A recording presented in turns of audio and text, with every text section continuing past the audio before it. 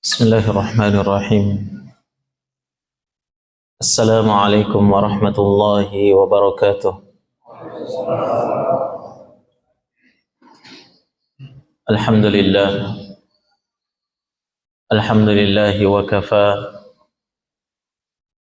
Wassalatan wassalaman ala abdihi al-mustafa wa ala alihi wa ashabihi wa man iktafa.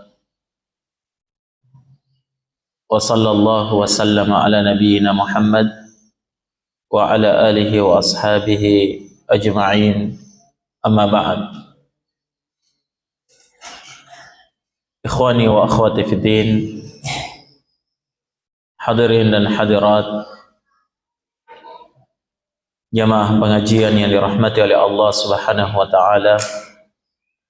Alhamdulillah atas nikmat dan keberkahan dari Allah Subhanahu wa taala. Senantiasa kita memuji dan membesarkan atas kebesaran dan keagungan Allah, di mana nikmat demi nikmat itu terus mengalir tanpa hentinya kepada kita seluruhnya. Dan nikmat yang terbesar yang kita rasakan saat ini adalah nikmat iman wal Islam dan nikmat bermajlis di atas kitabullah dan sunnah Rasulullah sallallahu alaihi wa ala alihi wasallam. Maka siapa yang mensyukuri nikmat ini, niscaya Allah Subhanahu wa taala akan tambahkan keberkahan dalam hidupnya, keberkahan ilmu, keberkahan keyakinan, keberkahan amalan, dan berbagai macam keberkahan yang akan dia dapatkan. Namun siapa yang menyia-nyiakan nikmat ini, kufur terhadap nikmat ilmu kitabullah dan sunnah, maka pasti Allah Subhanahu wa taala kelak akan mencabut nikmat itu dari dirinya.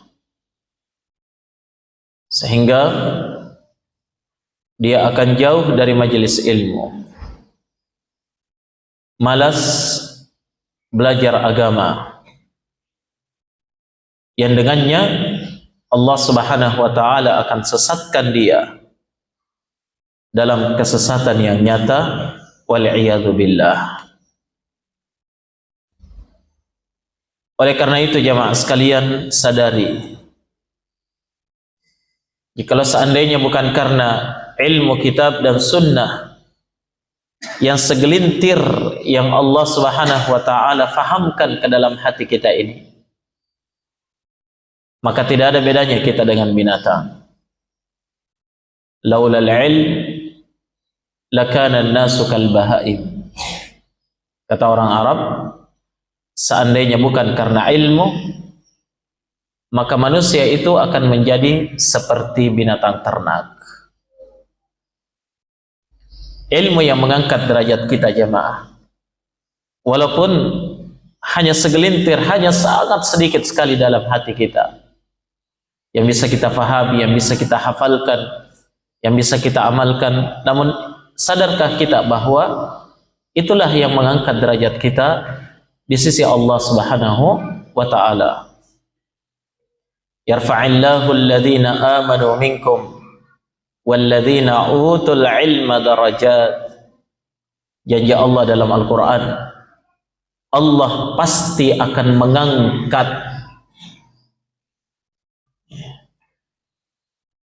orang-orang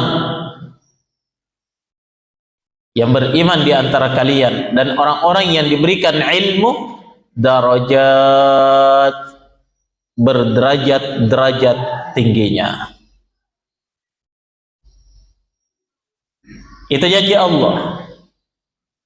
Maka jemaah, kalau yang sedikit ini kita tidak syukuri, khawatir Allah akan mencabut nikmat itu, sehingga kita akan berpaling dari ilmu, berpaling dari majelis ilmu, yang dengan itu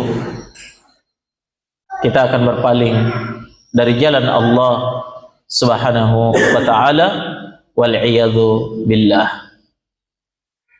Hadirin wal hadirat, jamaah sekalian yang dirahmati oleh Allah Subhanahu wa ta'ala, kelanjutan dari pembahasan kita pada kitab Tauhid karya Syekh Imamul Mujaddid Muhammad bin Abdul Wahhab At-Tamimi rahimahullah, masih berada pada bab man haqqaqa at-tauhid dakhala al-jannata bighairi hisab. Siapa yang mentahqiq tauhid, benar-benar melaksanakan dan mengokohkan tauhid di dalam hati, maka pasti dia akan masuk surga tanpa hisab.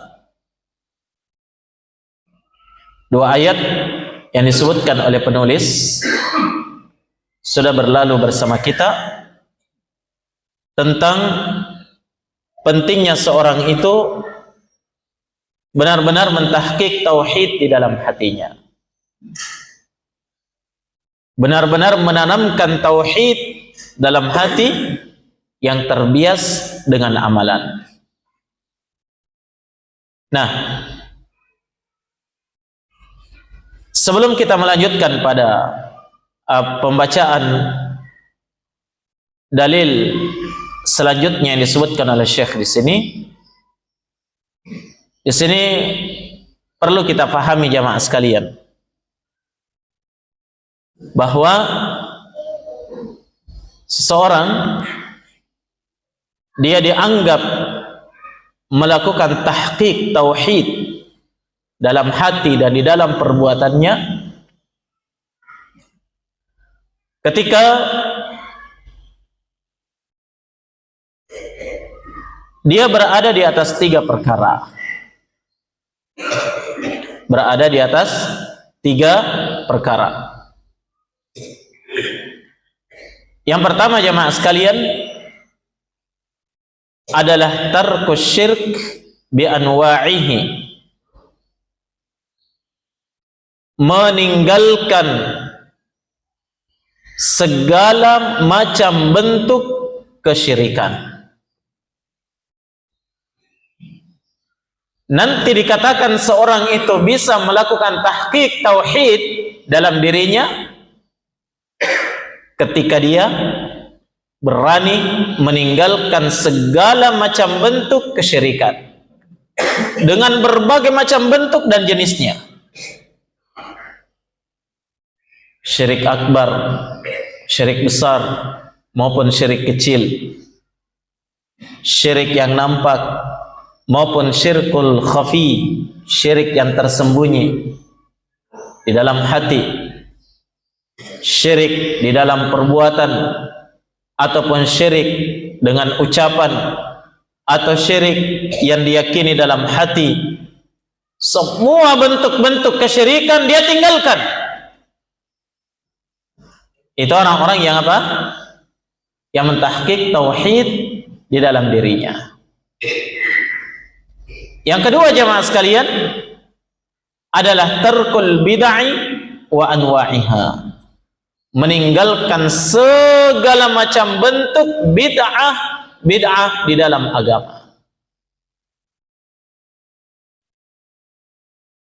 Nah, apa hubungannya bid'ah dengan tauhid? Ingat ya,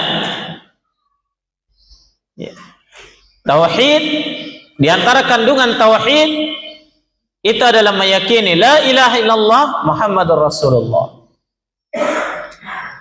meyakini Rasul sebagai utusan Allah dan orang yang berhak untuk kita ikuti satu-satunya dalam kehidupan ini, di dalam beragama, dalam berakidah, dalam berakhlak, dalam beribadah, dalam segala macam aktivitas ibadah kita. Oleh karena itu jamaah sekalian, tidak benar, tidak sempurna tauhid seorang hamba ketika dia terjatuh di dalam bid'ah dan khurafat, melakukan hal-hal baru di dalam agama Allah Subhanahu wa ta'ala, melakukan inovasi dari inovasi terbaru di dalam beragama, sementara agama telah sempurna sebelum meninggalnya Rasulullah sallallahu alaihi wa ala alihi wasallam. Jelas ya? Kemudian yang ketiga, seseorang itu dianggap melakukan tahqiq terhadap tauhid ketika dia meninggalkan segala macam bentuk maksiat dan dosa-dosa besar. Nah, ingat ya, dosa dan maksiat ini bisa mencacati tauhid seseorang. Jelas? Dia bisa mencacati tauhid seorang hamba, walaupun dia tidak menghilangkan tauhid secara keseluruhan.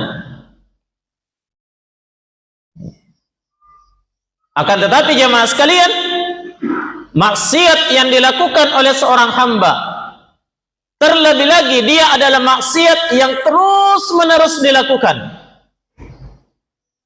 menjadi kebiasaan, menjadi rutinitas di dalam kehidupannya, bergampangan untuk terjatuh di dalam maksiat itu menunjukkan dia adalah orang yang lemah tauhidnya kepada Allah Subhanahu wa ta'ala.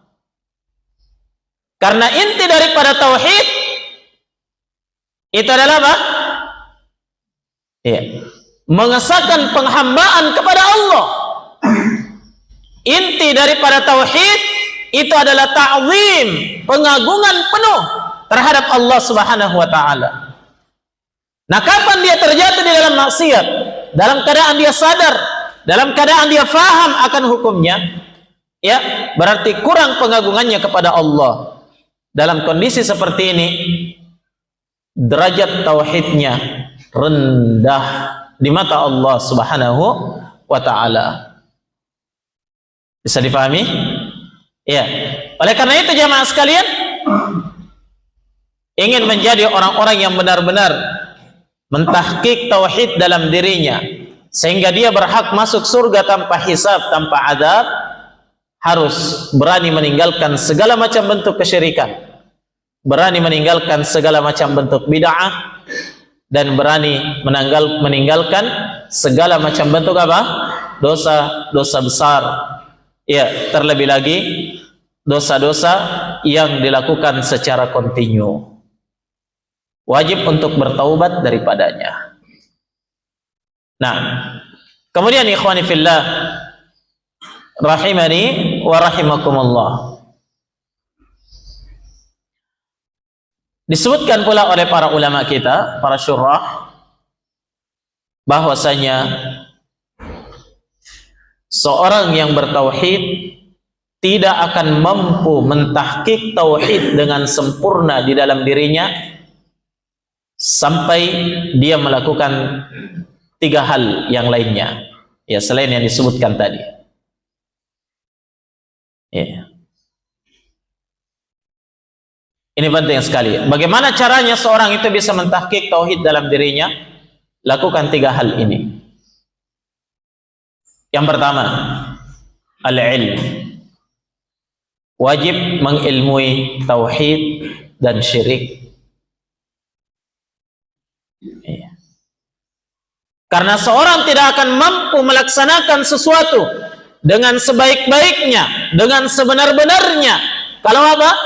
Kalau dia tidak mengilmuinya, tidak memahaminya. Oleh karena itu, ikhwani fillah, yang pertama yang diperintahkan oleh Allah di dalam Al-Quran sebelum kita melaksanakan tauhid adalah fa'lam annahu la ilaha illallah, maka ilmuilah bahwa dialah Allah, tiada sembahan yang berhak diibadahi kecuali dia. Dialah Allah yang berhak kita tauhidkan. Sebelum menauhidkan Allah, yang pertama adalah fa'lam, ilmui. Ini fi'il amr, kata perintah, menunjukkan wajibnya berilmu, wajibnya memahami tauhid dengan sebenar-benarnya, wajib memahami kesyirikan dengan sebenar-benarnya, sehingga kita bisa terhindar daripadanya. Maka dari itu jamaah sekalian, jangan pernah bosan mempelajari tauhid dan memahami syirik. Kalau ada orang yang sudah mulai bosan dengar kata tauhid dan kalimat syirik, maka ini orang yang sudah terancam tauhid di dalam dirinya. Yang sampai ada yang mengatakan, capek mak kurasa belajar tauhid. Di lombang kita alim tauhid, di tasiyuk tauhid juga, sampai bekengkeng tauhid juga. Sementara orang Amerika sudah sampai di bulan, kita masih tauhid saja terus. Kenapa para ulama kita benar-benar memperkuat tentang tauhid ini? Sampai-sampai disebutkan salah satu dari murid Syekh Abdul Aziz bin Baz rahimahullah. Antum tahu berapa umurnya Syekh bin Baz kemudian beliau meninggal? Sekitar 90 tahun lebih. Sebutkan oleh muridnya, Syekh bin Baz rahimahullah mengajarkan kitab tauhid ini, ya, mengajarkan kitab tauhid ini dan menyelesaikannya sekitar 90 kali dalam majelisnya.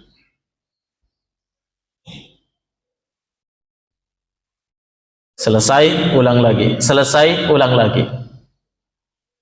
Tertanam tauhid, ilmu tauhid di dalam dirinya dan di dalam diri murid-muridnya. Tapi kalau baru selesai 1 kali, tamat mak saya, Pak tamat nih, selesai. Baru judulnya Kitab Tauhid, taklim di sana Kitab Tauhid, tamat mak saya itu. Kalau salah satu usul, apalagi lama mi tamat. Sekalinya ditanya apa itu 3 landasan pokok dalam agama, lupa-lupa mi. Bagaimana mau mentauhid, mentahqiq tauhid di dalam diri? Ingat jamaah sekalian, pembahasan tauhid dan syirik itu tidak akan ada habisnya. Semakin kita bahas, semakin kita faham, kita akan semakin merasa kurang di dalam mempelajari agama ini.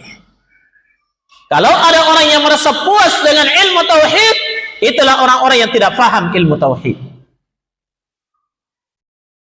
Nah, ini yang pertama, harus mengilmui, baru bisa benar-benar melaksanakan tauhid dalam dirinya. Yang kedua,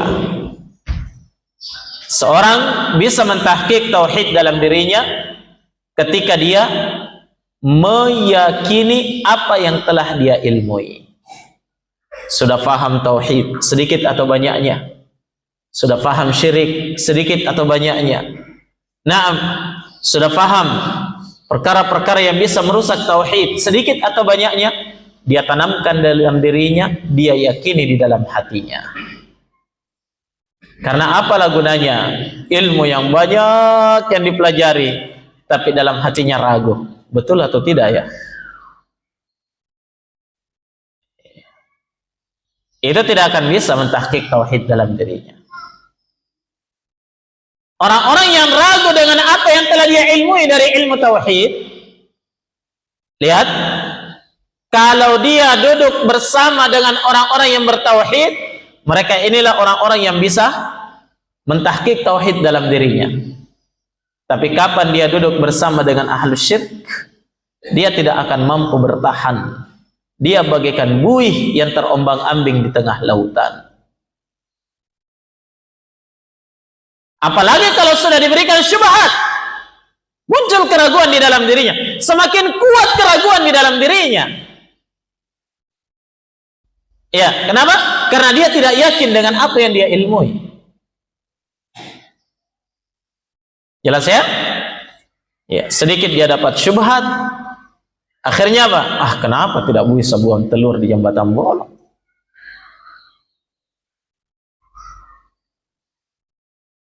Itu kan cuma tradisi, itu kan cuma, akhirnya apa? Lewat ikut buang telur juga. Daripada sakit anak-anak. Nah, daripada diganggu iki. Coba lihat. Tapi ketika dia duduk bersama dengan ahlu tauhid, paling hebat dia bicara tentang tauhid karena dia punya ilmunya. Tapi tidak kuat di dalam keyakinannya. Ingat jemaah, ilmu yang kita pelajari dari Al-Quran dan Sunnah itu harus melahirkan apa? Keyakinan yang kuat di dalam hati. Kalau tidak, sia-sia ilmu yang kita pelajari. Nah, oleh karena itu jemaah sekalian, Allah Subhanahu wa taala berfirman tentang orang-orang musyrikin ketika mereka diajak untuk berla ilaha illallah.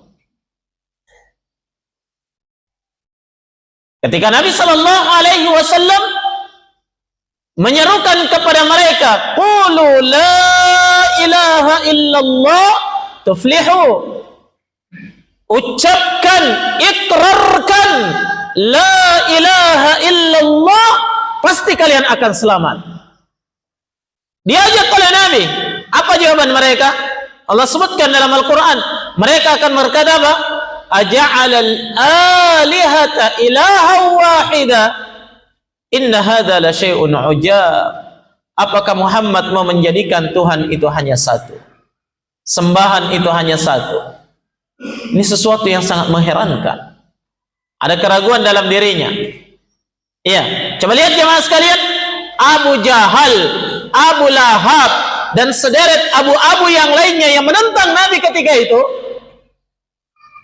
bukannya mereka tidak paham tentang tauhid. Mereka orang Arab, sampai pada puncak kehebatan sastra Arab. Tidak perlu dijelaskan dia, cukup dikatakan ucapkan la ilaha illallah, langsung faham tauhid. Tapi kenapa tauhid tidak bermanfaat terhadap dirinya? Itu tadi, langsung muncul keraguan dalam dirinya. Aja'alal alihata ilaha wahida. Apakah Muhammad mau menjadikan Tuhan cuma satu? Apakah betul Tuhan itu cuma satu? Iya. Apakah mampu kalau Tuhan itu hanya satu? Apakah etis kalau Tuhan itu cuma satu? Coba lihat ya, muncul keraguan-keraguan di dalam dirinya. Padahal mereka orang-orang yang faham tauhid. Ya.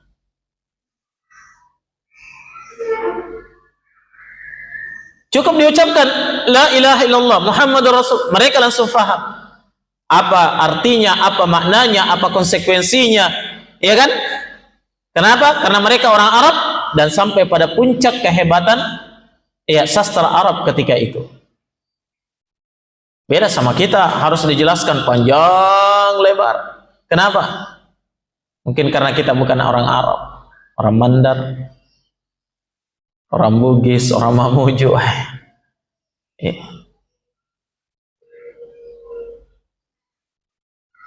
Harus kita jelaskan lebih detail, difahamkan, begitu ya, sehingga ilmu itu bisa tertanam. Tapi kalau orang-orang Arab dahulu tidak perlu dijelaskan mendalam apa makna daripada la ilaha illallah, apa konsekuensinya, tidak perlu, mereka sudah tahu. Tapi mereka tidak bisa mentahqiq tauhid dalam dirinya, bahkan tidak mampu menerima tauhid la ilaha illallah. Kenapa? Karena keraguan di dalam hati, tidak yakin dengan la ilaha illallah. Maka yakini insyaallah tauhid akan terpatri di dalam diri kita masing-masing.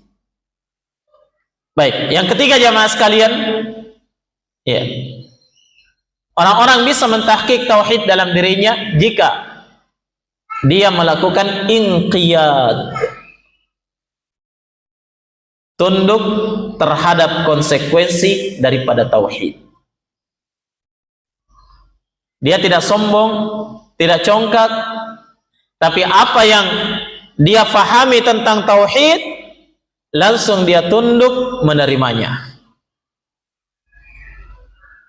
Itu orang-orang yang bisa benar-benar melaksanakan tauhid dengan sebenar-benarnya.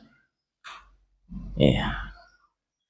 Karena walaupun dia ilmui, dia yakin akan kebenaran tauhid, ya, dari ilmu yang dia ketahui, tapi kalau dia tidak mau tunduk, sama saja. Dia tidak akan melaksanakan tauhid. Begitu ya? Dia tidak mau tunduk terhadap tauhid. Dan inilah sifat orang-orang kufar yang disebutkan oleh Allah Subhanahu wa taala di dalam Al-Qur'an.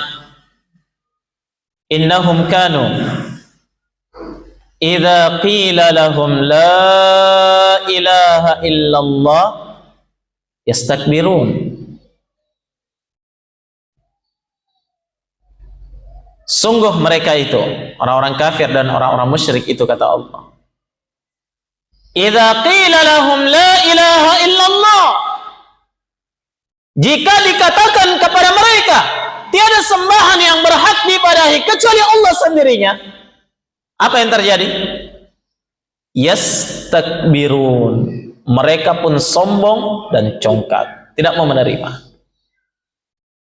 Padahal mereka tahu la ilaha illallah, mereka faham tentang kebenaran la ilaha illallah, mereka yakin akan kebaikan dan kebenarannya, tapi karena kesombongan di dalam hati, dia tinggalkan. Mungkin banyak penyebabnya sehingga dia sombong di dalam hati. Mungkin dia adalah seorang pembesar kaumnya. Kapan dia terima la ilaha illallah? Wah, bagaimana? Apa dia bilang orang nanti? Kalau zaman kita dikatakan, apa kata netizen?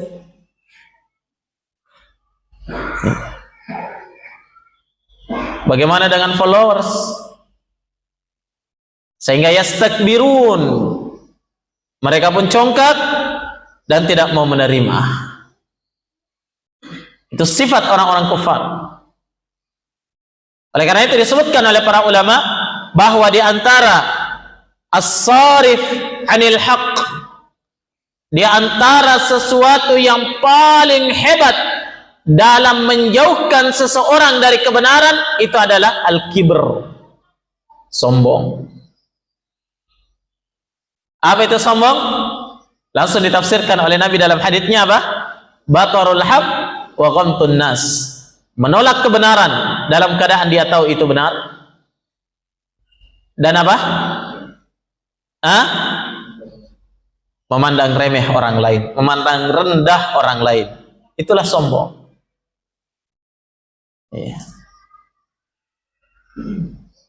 Jadi tidak selamanya dikatakan orang sombong itu kalau lewat pakai mobil baru tidak klakson, sombongnya. Oh, pindah rumah baru, tidak undang orang makan-makan, sombongnya. Tidak selamanya. Tapi inti dari kesombongan adalah apa? Satu, batarul haq, menolak kebenaran setelah dia faham ini adalah kebenaran. Yang kedua, memandang remeh orang lain, merasa lebih tinggi dari orang lain. Jelas ya, kawan? Iya. Makanya mas kalian, selama masih ada kesombongan di dalam hati, seseorang tidak akan bisa mentahqiq tauhid dalam dirinya. Kenapa? Karena dia tidak akan tunduk. Resep yang ketiganya adalah apa? Harus inqiyad, tunduk terhadap konsekuensi la ilaha illallah, konsekuensi tauhid. Kalau tidak mau tunduk, susah. Nah, susah untuk mendapatkan kebenaran tauhid itu. Coba lihat orang-orang kafir itu, mereka rata-rata menolak kebenaran bukan karena tidak tahu bahwa itu adalah kebenaran. Coba lihat Firaun, kenapa dia menentang Nabi Musa? Apakah dia tidak tahu kalau yang diajarkan oleh Nabi Musa, yang didakwahkan, yang diserukan oleh Nabi Musa dan kaum Bani Israel itu adalah kebenaran? Tahu betul. Tapi kenapa Fir'aun, Haman, Qarun, mereka semuanya menolak dakwah Nabi Musa alaihi salatu wassalam? Penyebabnya cuma satu. Sombong di dalam hati, tidak mau menerima kebenaran, tidak mau tunduk kepada kebenaran yang dia ketahui. Jelas ya? Ada kesombongan di dalam diri jamaah sekalian. Kenapa Abu Jahal tidak mau sama sekali menerima dakwah Rasulullah, bahkan menentang Nabi? Kenapa jamaah? Bukan karena Abu Jahal tidak tahu kalau yang diserukan oleh Nabi tentang tauhid itu adalah kebenaran. Bukan. Dia tahu betul itu adalah kebenaran. Tapi yang menyebabkan dia tidak mau menerimanya adalah sombong di dalam hati, tidak mau tunduk. Terbukti ya, salah seorang keponakan Abu Jahal pernah bertanya kepada pamannya, "Yabna ammi, ya ammi," katanya, "wahai pamanku, apakah yang diserukan oleh Muhammad itu adalah kesesatan dan kejelekan?" Katanya, "Yabna akhi, wahai anak saudaraku, demi Allah, sama sekali tidak ada kejelekan dari apa yang diserukan oleh Muhammad itu." Keponakannya bertanya, "Ya ammi, lima la tattabi'una? Kalau begitu kenapa kamu tidak mau mengikuti Muhammad? Kenapa kalian tidak mau ikut kepada dia kalau kalian tahu yang dia serukan itu adalah kebaikan dan kebenaran?" Apa jawaban Abu Jahal? "Yabna akhi, wahai anak saudaraku, laqad kunna wa bani Hashim ala farasai rihal." Kami sejak dahulu ya dengan Bani Hashim keturunan Nabi Muhammad ya, itu bagaikan orang yang sementara berada di atas dua kuda pacuan yang siap untuk bertanding. Itu kata Abu Jahal. Nah, kami ini bagaikan orang-orang yang siap untuk bertanding. Maka ketika kami berdua sudah berada di atas punggung kudanya, siap untuk melaju, tiba-tiba dikatakan, minhu, dari kalangan Bani Hashim itu lahir seorang nabi. Maka kapan kami akan mengalahkan Bani Hashim? Kapan kami bisa mendahului Bani Hashim? Kalau ternyata tiba-tiba dari garis keturunan mereka itu lahir seorang nabi. Iya, tetap makin kalah. Begitu ya? Kesombongan jamaah sekalian yang menjadikan mereka menolak kebenaran dan tidak mau tunduk kepada tauhid. Maka dari itu jamaah sekalian, siapa yang mau mentahqiq tauhid dalam dirinya, tinggalkan setiap kesombongan itu. Jauhkan segala macam perkara yang menjadikan kita tidak mau tunduk kepada kebenaran yang kita ketahui. Ingat? Ya, ingat, al-haqqu dhallatul mu'min, aynama wajadahu akhadah. Kebenaran itu adalah barang hilangnya orang-orang yang beriman. Dimanapun dia dapatkan pasti dia ambil. Seandainya pun di tempat sampah dia dapatkan, dia ambil. Karena itu barang hilangnya. Ya, seandainya pun di got, bahkan di septic tank, di dalam WC dia dapatkan, pasti dia ambil. Tidak ada kesombongan di dalamnya. Kenapa jemaah sekalian? Karena itu adalah barang hilangnya orang-orang yang beriman. Coba bayangkan kalau kita kehilangan uang 1 juta. 1 juta rupiah. Janganlah 1 juta ya. Katanya cuma debu-debunya batu itu. Hilang uangnya 10 juta atau 100 juta. Nah, hilang uang 100 juta. Dicari, ternyata didapatkan jatuh di dalam got. Antum mau ambil atau tidak? Sudah kotor, sudah penuh dengan kotoran, sudah bercampur busuk dan yang lain sebagainya. Antum mau ambil atau tidak? Pasti diambil, karena itu barang hilang kita, berharga. Tidak akan ada kesombongan dalam masa mau saya ambil lagi, nabotok nih. Masa saya mau pungut, tidak usahlah. Tidak, pasti diambil. Seperti itulah kebenaran di mata orang-orang yang beriman. Seperti itulah tauhid di mata orang-orang yang bertauhid. Dimanapun dia dapatkan pasti dia ambil. Tidak ada kesombongan untuk tunduk di bawah konsekuensi dari tauhid itu. Jelas ikhwan? Nah, inilah 3 perkara yang benar-benar harus ada pada diri kita kalau mau benar-benar mentahqiq tauhid. Karena siapa yang benar-benar mentahqiq tauhid dalam dirinya, balasannya apa? Dakhalal jannah bighairi hisab. Pasti masuk surga tanpa hisab. Penjelasan masuk surga tanpa hisab sudah kita bahas pada pertemuan yang telah lalu, ya kan? Baik. Jamaah sekalian, ikhwah dan akhwat sekalian yang dirahmati oleh Allah Subhanahu wa taala. Kita masuk pada hadis atau dalil yang disebutkan oleh Syekh Muhammad bin Abdul Wahhab berikutnya di sini.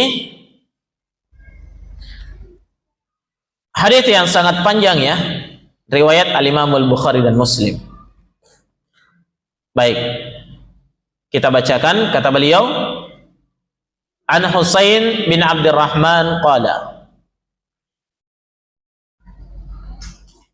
Kuntu inda Sa'id ibn Jubair faqala ayyukum ra'al kawkab alladhi inqadda al-barihah faqultu na'am faqultu ana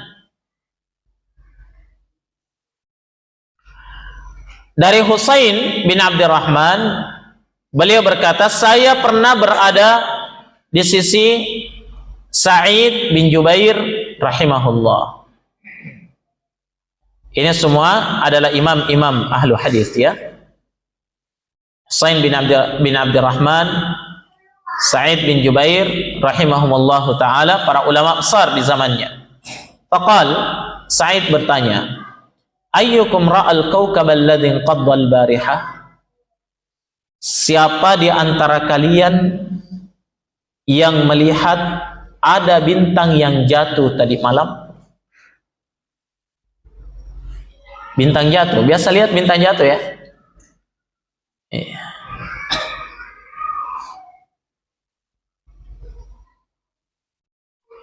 Kata Husain, saya pun menjawab, saya.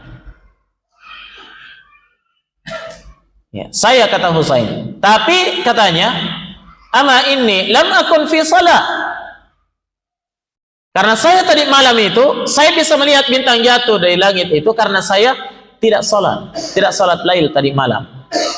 Walakinni ludiktu, karena saya tadi malam itu tersengat binatang berbisa. Jadi disebutkan alasannya. Kenapa dia bisa lihat ada bintang jatuh? Karena apa? Karena dia tidak sholat. Kenapa dia tidak sholat lail? Karena ya dia kesakitan, tersengat binatang berbisa. Qala fama sana'ta? Maka Sa'id bertanya, apa yang kamu lakukan ketika tersengat itu? Qultu irtaqaitu. Saya menjawab, saya diruqyah. Nah,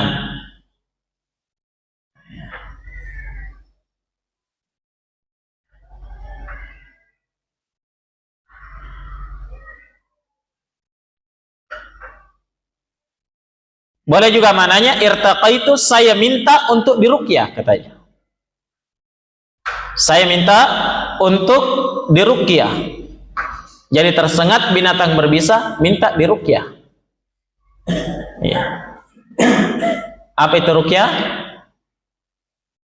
Baca-bacaan dalam bentuk bacaan Quran atau doa-doa yang ma'thur, dibacakan kepada orang yang sakit dengan harapan menjadi sebab Allah memberikan kesembuhan kepada dirinya. Itu ruqyah ya.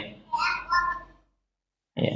Kalau orang-orang tua dahulu, ya, itu mereka sebut dengan mantra-mantra. Ya, ruqyah, mantra-mantra. Cuma yang dibaca itu kadang beda ya. Ya. Kalau dari sisi penamaan sama, mantra dengan ruqyah sama. Yang membedakan nanti apa? Yang dibaca ini. Ya, yang dibaca. Nah, qala fama hamalaka ala dhalik?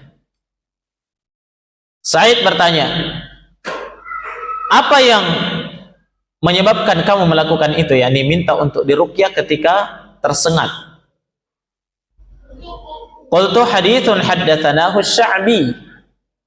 Saya menjawab, saya berdasarkan dengan satu hadis yang disampaikan oleh Imam Asy-Sya'bi kepada saya. Siapa namanya Sya'bi? Amir ibnu Syarahil rahimahullah, imam besar di zamannya. Qala wa ma haddatsakum? Kata Sa'id, apa yang diceritakan Asy-Sya'bi kepada kalian? Qultu, saya menjawab, haddatsana an Buraidah bin al-Husayb.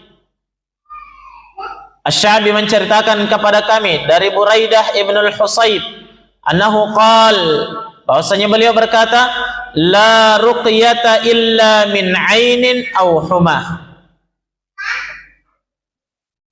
Tidak ada ruqyah kecuali disebabkan kecuali terhadap penyakit ain atau humah. Humah itu demam, ya mungkin disebabkan karena sengatan ya begitu. Maksudnya di sini tidak ada ruqyah, yakni tidak ada ruqyah yang paling bermanfaat, paling bagus khasiatnya ruqyah itu kecuali pada penyakit ain dan penyakit humah ini. Orang yang demam karena tersengat binatang berbisa. Apa itu penyakit ain?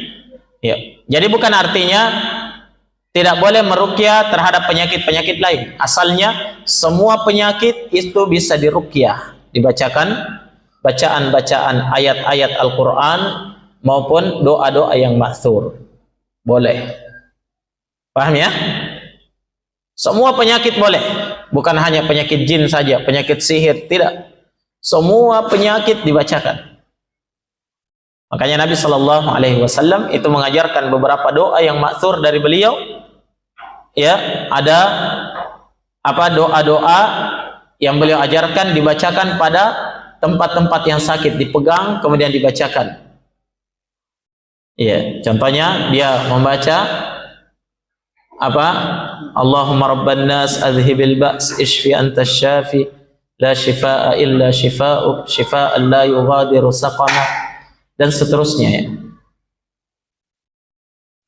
Itu semua penyakit bisa diruqyah. Nah, hanya katanya di sini tidak ada ruqyah yang paling besar pengaruhnya kecuali terhadap penyakit ain dan penyakit apa tadi? Demam.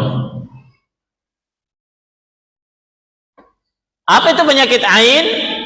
Ya, penyakit ain itu penyakit yang diderita oleh seseorang karena pandangan hasad dari orang lain.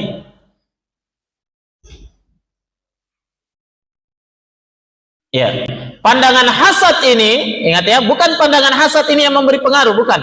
Tapi karena pandangan hasad ini dimanfaatkan oleh syaitan, sehingga ya akibatnya itu mirip dengan sihir. Dan itu ada. Nabi Shallallahu Alaihi Wasallam bersabda, "Wal ainu haqqun," dan penyakit ain itu benar adanya.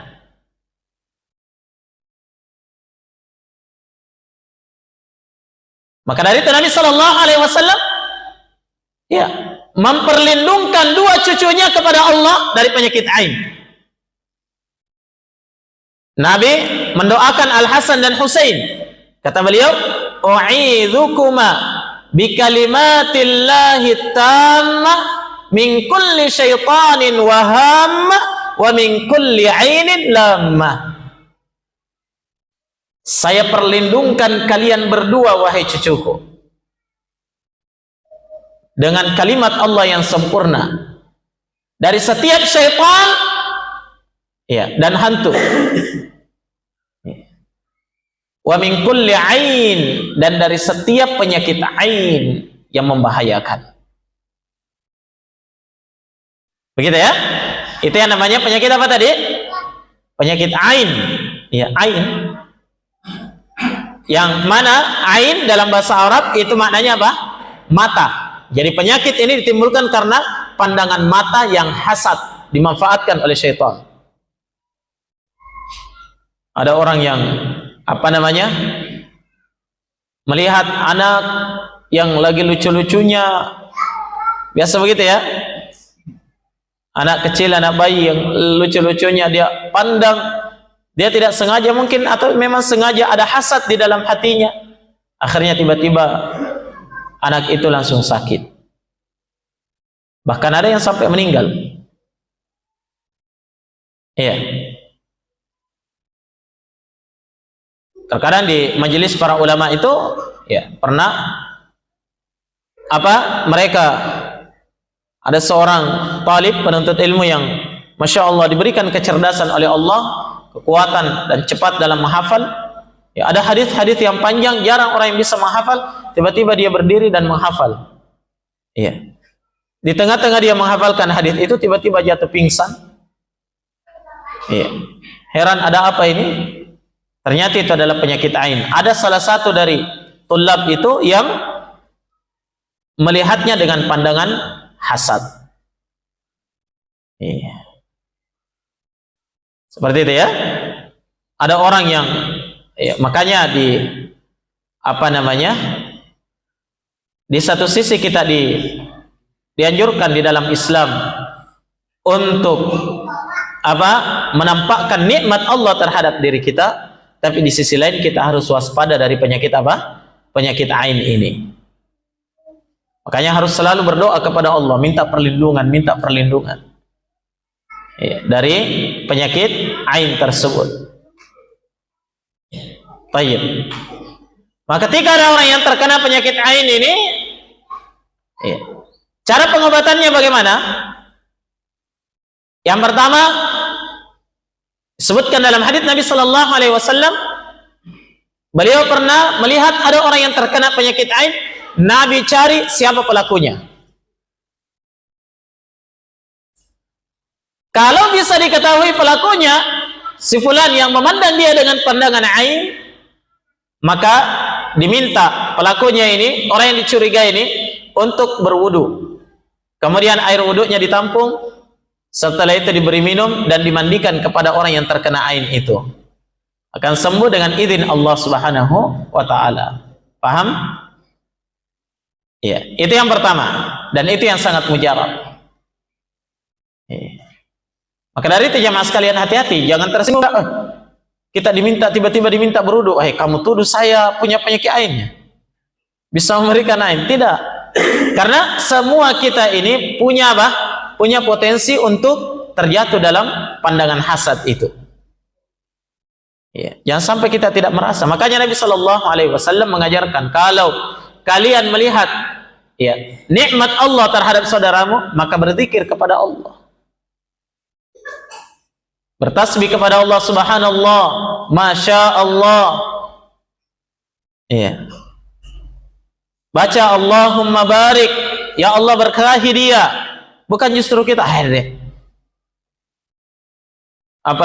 jengkel. Dilihati terus orang tapi hatinya jengkel, dongkol. Nah, itu penyakit hasad.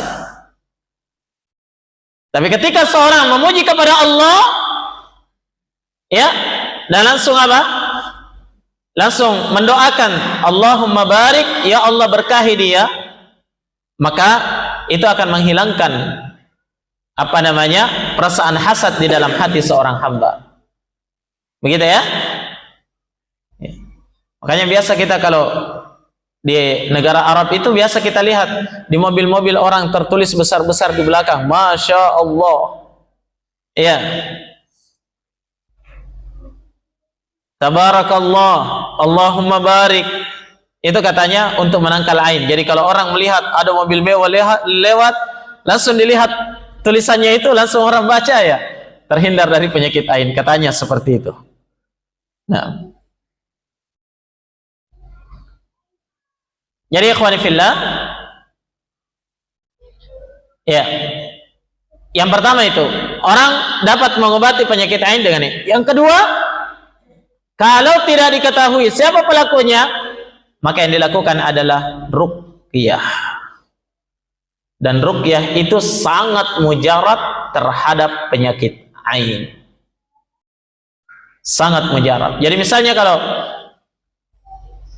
ada anak jantung misalnya yang tiba-tiba sakit, tidak ada penyebabnya, dan sakitnya sangat parah, tidak ada angin, tidak ada hujan, tiba-tiba dia sakit sangat parah sampai pingsan, sampai hampir meninggal misalnya, ya, maka coba-coba diruqyah, jangan sampai itu penyakit ain yang menimpa dia. Paham? Ya.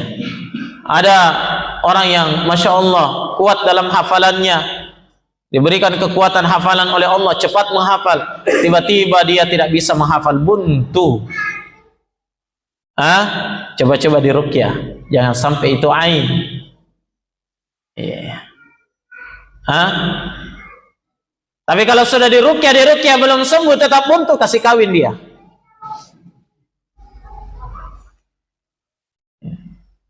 Yang sampai sudah mau kawin sehingga tidak bisa masuk hafalannya. Baik. Kemudian yang kedua di sini adalah penyakit humah. Itu tadi ya, demam sebabkan karena tersengat. Ini hadis ini yang dijadikan oleh Husain bin Abdurrahman Ya, sebagai dasar sehingga beliau minta untuk diruqyah. Beliau berkata, pada ahsana man intaha ila ma sami'a. Sungguh baik ya apa yang didengarkan oleh Asy-Sya'bi tersebut. Naam, haditsnya Masya Allah bagus. Walakin, akan tetapi, kata Sa'id bin Jubair, haddatsana Ibnu Abbasin 'anin Nabi sallallahu alaihi wasallam annahu qala. Kami telah diceritakan oleh Ibnu Abbas dari Nabi sallallahu alaihi wasallam, beliau bersabda. Jadi dia Sa'id bin Jubair meriwayatkan ya hadis yang lain, naam, yang berkaitan dengan apa? Yang berkaitan dengan makruhnya orang minta untuk diruqyah. Tadi kan Husain bin Abdurrahman minta diruqyah karena dasarnya apa? Dasarnya itu tadi. Ya. Orang yang tersengat penyakit disengat binatang berbisa itu sangat bermanfaat kalau diruqyah. Begitu ya? Itu dasarnya. Tapi salahnya dia ketika dia minta untuk diruqyah begitu. Nah, ini yang mau diluruskan oleh Sa'id bin Jubair sehingga meriwayatkan hadis yang lainnya. Baik, silakan lihatkan dulu.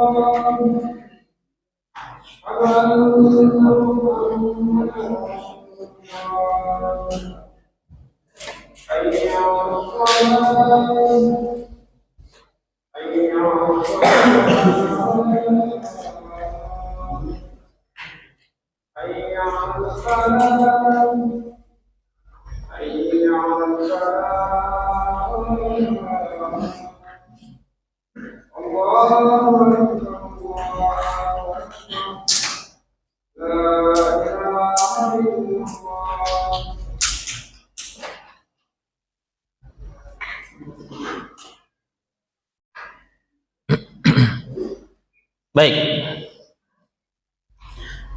kita lanjutkan ya. Kata beliau dari Ibnu Abbas dari Nabi sallallahu alaihi wasallam, beliau bersabda, Nabi bersabda, "Uridat 'alayya al-umam,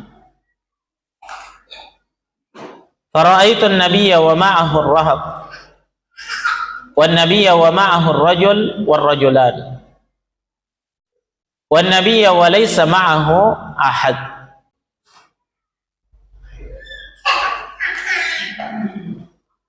Kata Nabi sallallahu alaihi wasallam, "Uridat 'alayya al-umam."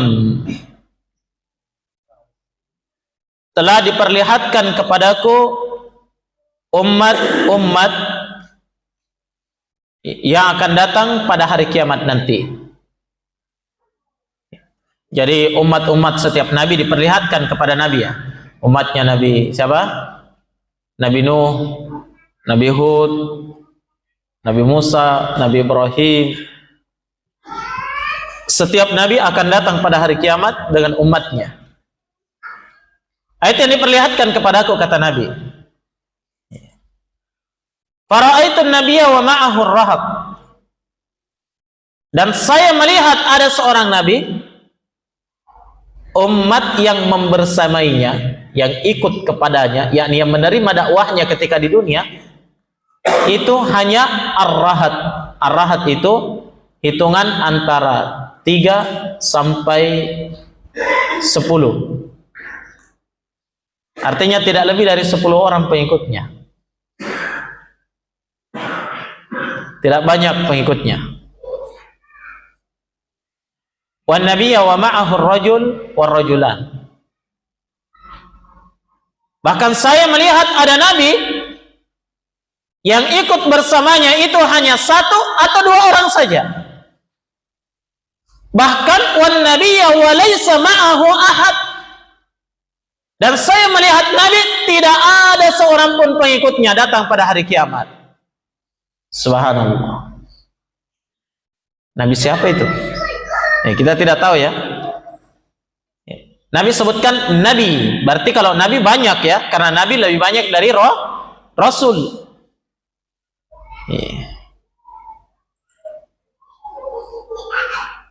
Lihat di sini jamaah sekalian. Bagaimana para nabi dan Rasulullah dalam berdakwah.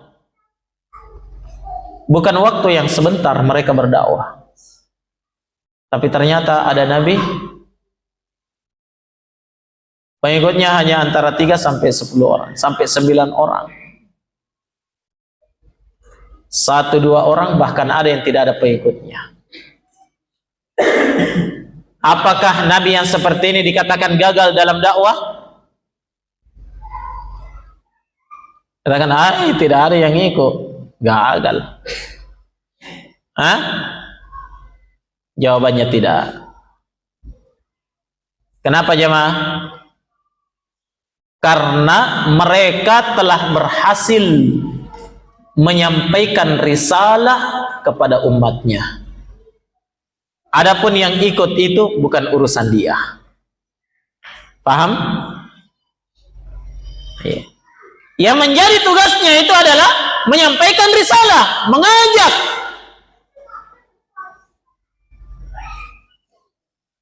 Adapun untuk menarik hati orang, itu bukan urusan para nabi dan Rasulullah. Itu urusan Allah. Ya kan? Oleh karena itu jamaah sekalian, keberhasilan dakwah, keberhasilan dalam pendidikan, itu bukan dilihat dari banyaknya peserta, bukan. Tapi dilihat apa yang disampaikan, kebenaran yang dia sampaikan, keilmuan yang disampaikan, itu saja. Adapun yang mendengar 1-2 orang, lumayan. Dan ini pelajaran besar bagi seorang dai dan orang-orang yang mengajak kepada kebenaran. Antum sampaikan kebenaran, sampaikan ayat 1 atau 2 ayat, sampaikan penjelasannya, 1 atau 2 hadis, sampaikan penjelasannya. Ya, didengarkan oleh orang, alhamdulillah. Kalau tidak didengarkan, tidak ada masalah. Yang jelas kita sudah sampaikan. Iya kan? Iya. Makanya kalau ada dai yang dilihat adalah orang yang hadir di majelis, sedikit orang, taklim kita liburkan saja malam ini karena sedikit orang yang hadir.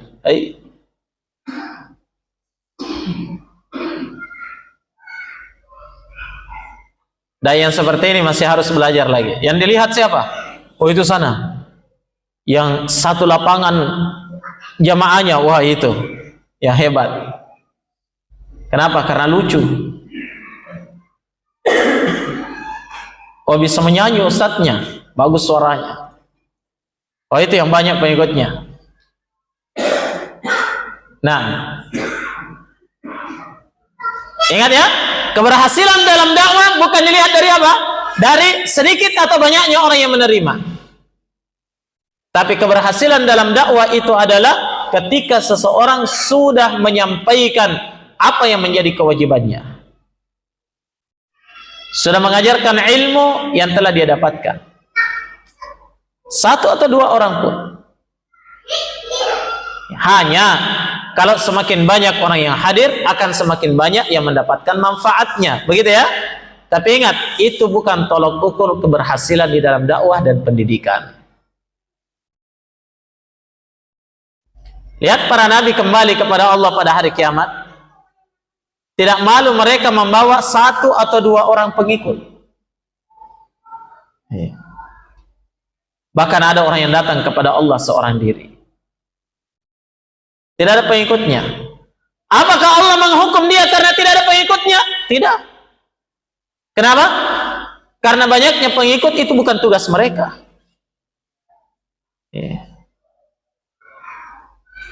Innama ala rasulina al-balagh. Yang menjadi kewajiban terhadap para rasul kami itu hanyalah al-balagh, menyampaikan saja. Sudah disampaikan, selesai tugas mereka. Yang penting disampaikan siang dan malam, pagi dan petang hari, ya dimanapun dia sampaikan. Diterima atau tidak diterima bukan urusan mereka. Begitu ya?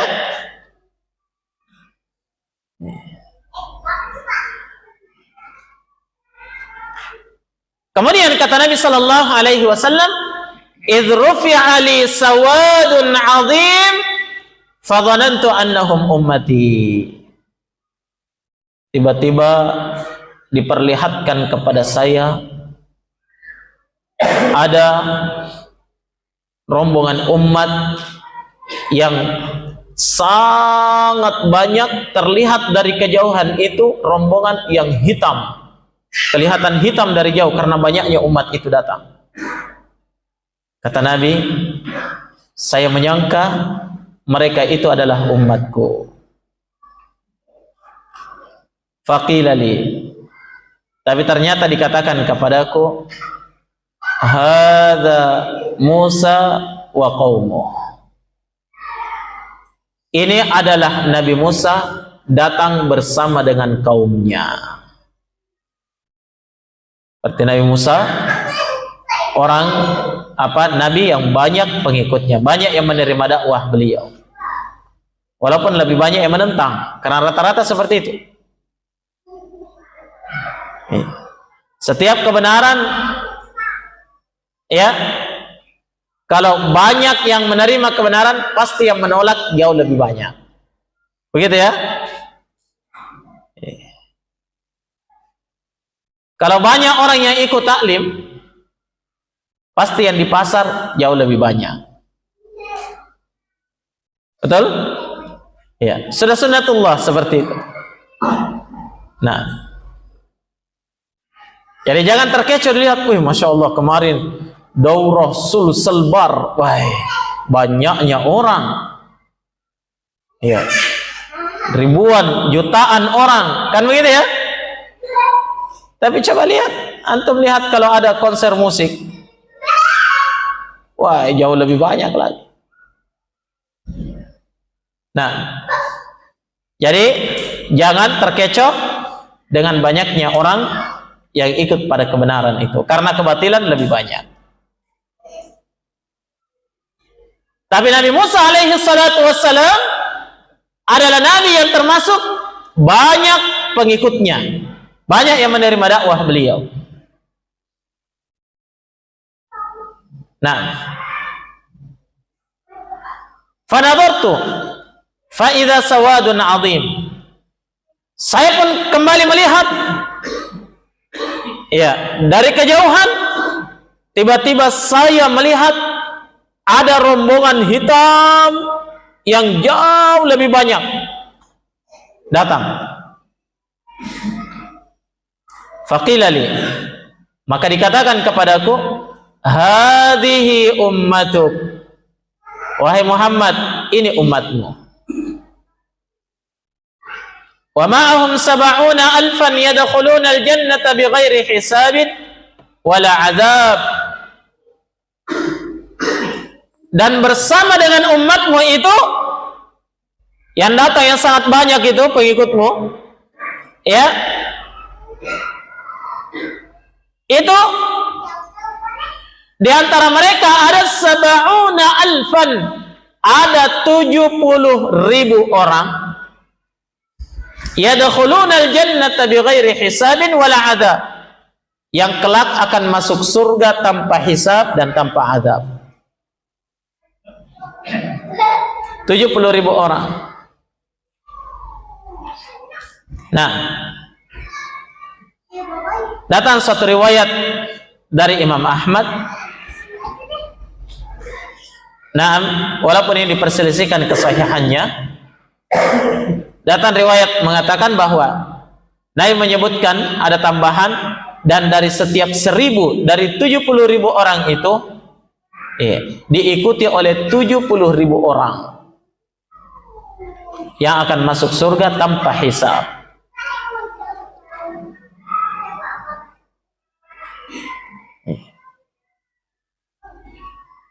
Setelah Nabi menyampaikan itu, kata Ibn Abbas, thumma nahadha fadakhala manzilahu. Kemudian Nabi sallallahu alaihi wa ala alihi wasallam nahadha. Iya. Beliau berbalik, undur diri, kemudian masuk ke rumahnya.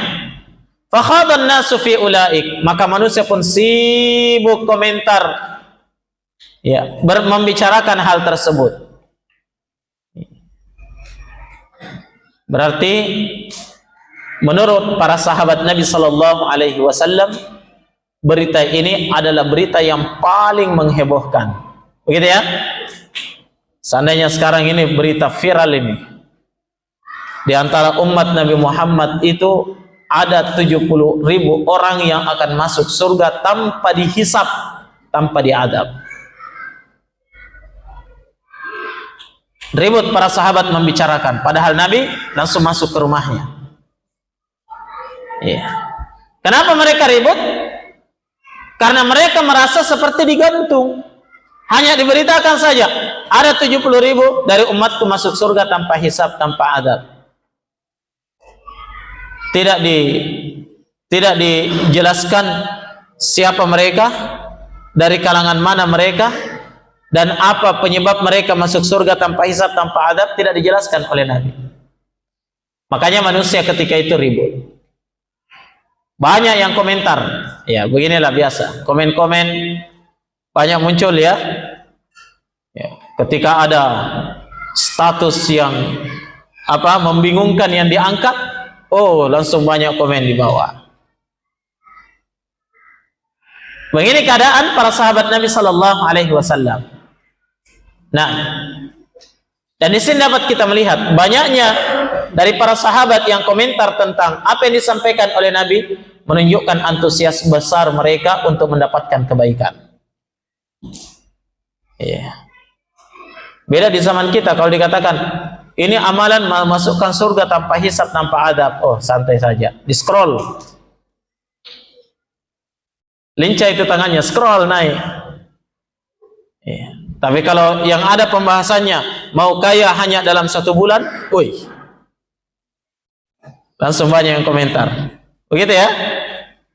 Ya. Tapi kalau para sahabat Nabi sallallahu alaihi wasallam tentang keberuntungan dan keselamatan negeri akhirat, ini yang menjadikan mereka luar biasa. Perhatikan, sampai banyak yang komentar. Lihat komentarnya. Ya. Faqala ba'duhum, maka sebagian mereka mengatakan, fala'allahum alladhina sahibu Rasulullah sallallahu alaihi wasallam, kayaknya mereka itu adalah orang-orang yang menjadi sahabat Rasulullah sallallahu alaihi wasallam. Salah satu bentuk komentar. Sepertinya itu para sahabat Nabi.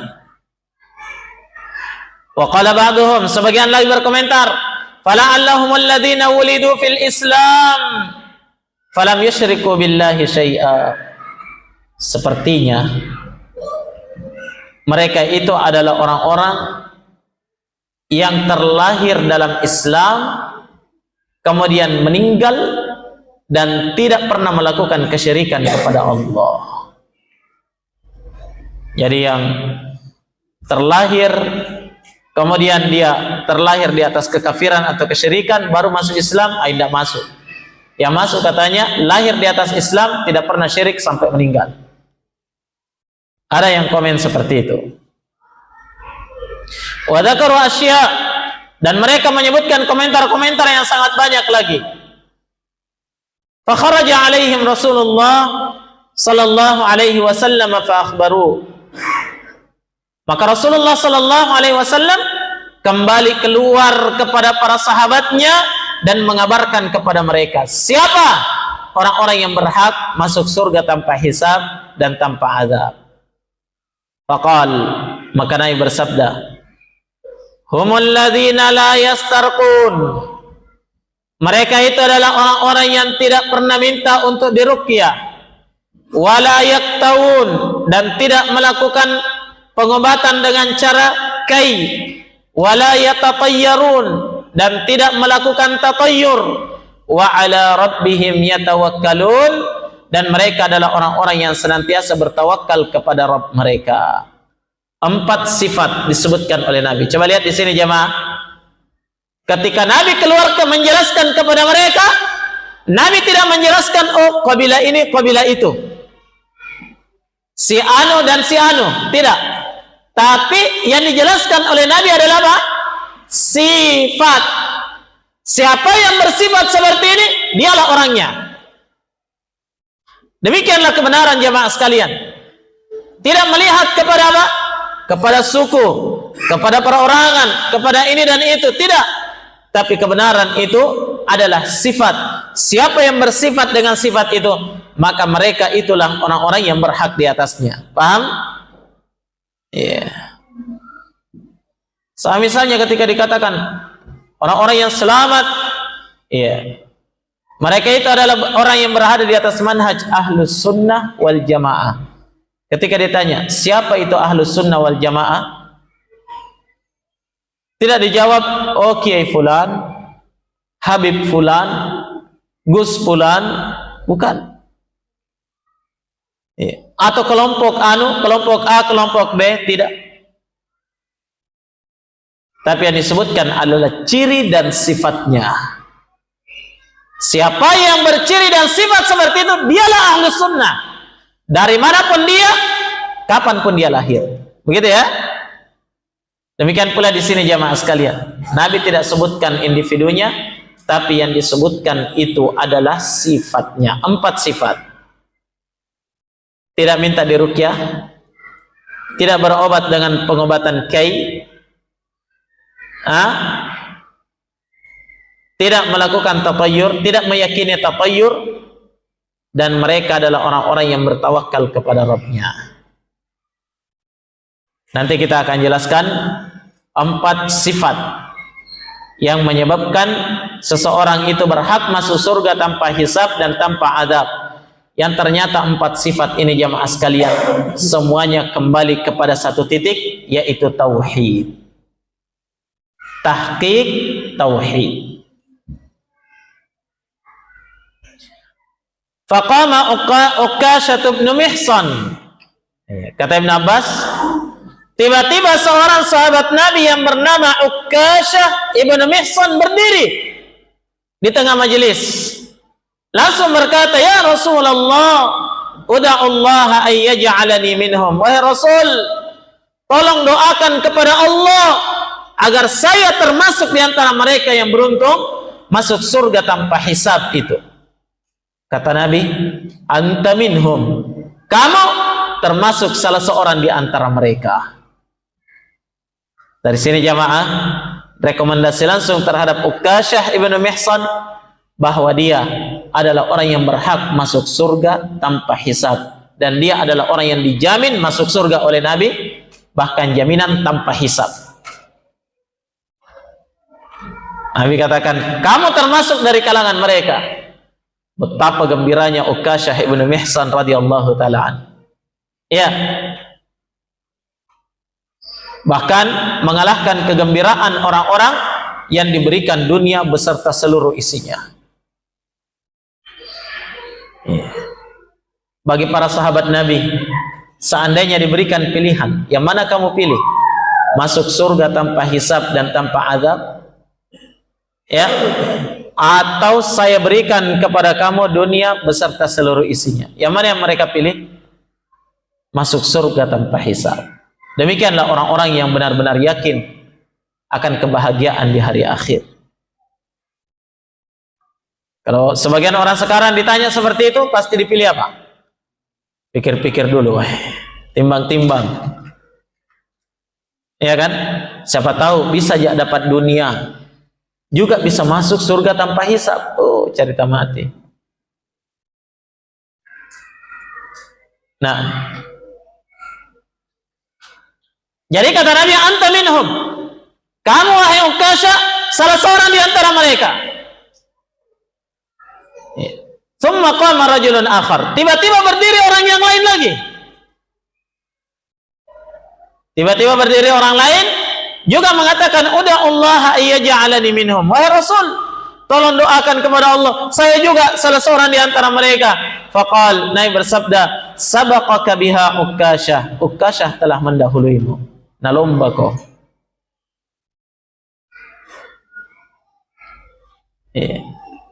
Di sini banyak penafsiran di kalangan para ulama. Ada yang mengatakan bahwa Nabi mengatakan seperti itu karena orang yang kedua itu adalah seorang yang munafik. Sehingga Nabi katakan, kamu didahului oleh Ukasyah.